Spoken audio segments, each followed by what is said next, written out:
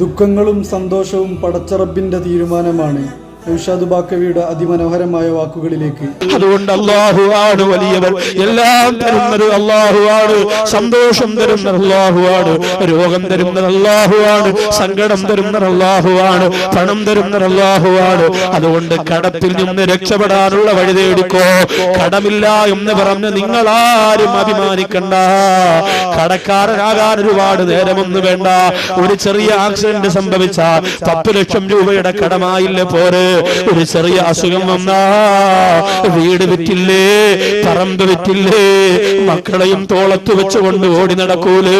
എത്രയോ പേര് നമ്മുടെ പള്ളികളുടെ മുറ്റത്ത് നമ്മുടെ ജുമാനസ്കാരം കഴിഞ്ഞിറങ്ങി വരുമ്പോ കർച്ചീപ്പും ശാളും പിരിച്ചിട്ട് കരഞ്ഞുകൊണ്ട് പറയുന്നുണ്ടല്ലോ, ആചാരേ മോൾക്ക് ഓപ്പറേഷനാണ്, 10 രൂപ തരണേ. അതുപോലെ പോകുന്നവരുടെ കാല് പിടിച്ചിട്ടല്ലേ പറയാ 2 രൂപയും 3 രൂപയും ചോദിക്കുന്ന ഗതികേട് അല്ലാഹു നമുക്ക് തന്നില്ലല്ലോ.